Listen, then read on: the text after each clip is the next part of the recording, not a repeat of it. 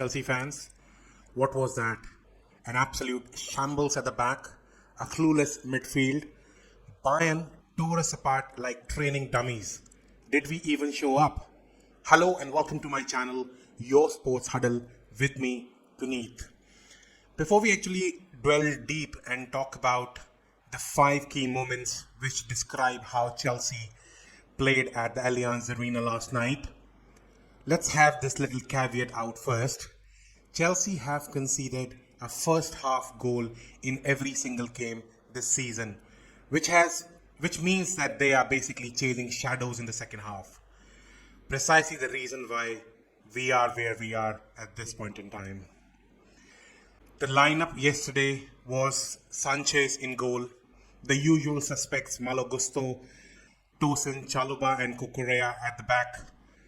Reece James played in midfield with Caicedo, and Enzo Fernandez was a little further ahead as a number 10. Palmer had a free space on right half space, Neto playing on the left hand side and Joao Pedro up top.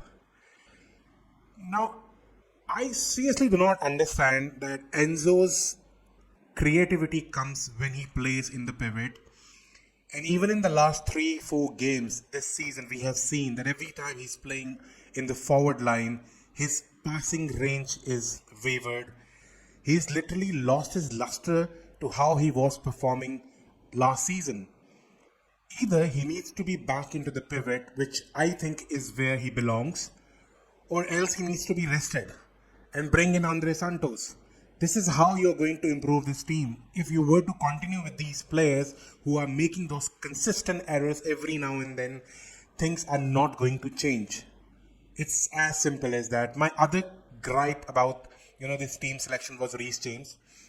I can understand that Reece James does a job when there is nobody available in midfield and he can play in the pivot with either Enzo Fernandez or with Moises Caicedo.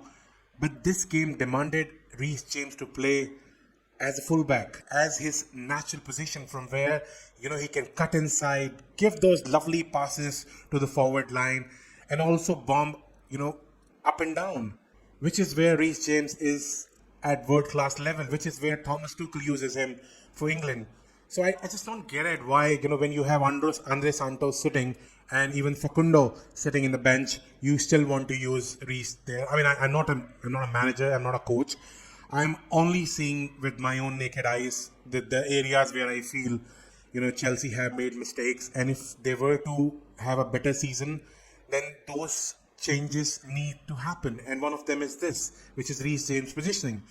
The other bit of thing that really bothers me now is like 4.5 weeks back we talk about Josh Chimpong and how much Enzo Maresca loves him. He's only played one game. Why? If you do not want to use him on the back line, you can always use him as a full back or even in midfield if you want to, like inverting from the right hand side, like you use Reece James for that, and Reece could play there. But it's strange. I mean, it really is strange. But anyways, let's talk about the first key moment that put Chelsea on the back foot, and that was Trevor Chalobah's own goal. First, before we actually get into the goal, first of all, it should never have been a free kick, but it was still given. The referee was ridiculous from the start of the game till the very end. He's made errors after errors after errors, and the first instance when Kimmich took the ball, it hit him on the arm. And instead of giving him a second free kick, he put a drop ball. Kimmich took 2 touches and the third touch went to Olise on the right hand side. There was space and he exploited the space, passed towards the byline. There was zero awareness and awkward deflection and straight into an own goal. Trevor Chalobah was at fault and Chelsea were back at the back foot straight away. Chelsea's first 10 minutes were decent. We were looking like the team who could compete against this Bayern Munich side with 70,000 plus supporters in the ground. And we always have, Bayern being a hunting ground when we won our first Champions League there in 2012. But unfortunately, it wasn't the case. And the chaos happened in the first goal and it continued in the second goal when Moises Caicedo made a tackle worthy in the center of the pitch, but in the box, a clear and an obvious error, and Harry Kane put the ball at the back of the net, which gave Bayern Munich a 2-goal cushion, and Chelsea were again left scrambling their heads.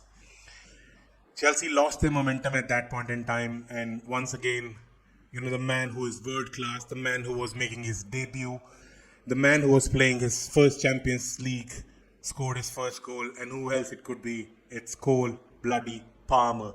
Cole Palmer is once again proving to be one of those players who comes into Chelsea's rescue every time Chelsea need him. Cole Palmer is world class, full stop. He's world class not because of his skill set. He's world class because of his footballing brain, his positioning, his awareness, his decision making. Everything is at the elite level. We have seen that in the Premier League in the last couple of seasons, and in the next 7 games, or if Chelsea goes to the next round, then Europe will see it as well.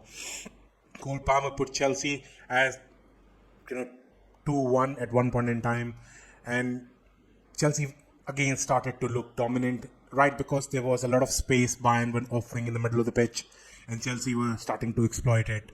At half time, I thought Chelsea will come back, even though João Pedro was not at his lethal best, but still, João Pedro up top combining well with Cole Palmer could easily open doors for Chelsea to score the second or the third. As soon as the second half started, Chelsea were again looking better than the first half. When we thought that Chelsea could come back into the game, another error was being made, this time by Malo Gusto. Once that error was made, it was curtains for Chelsea. Harry Kane scored a brace, and Bayern Munich were 3-1 up.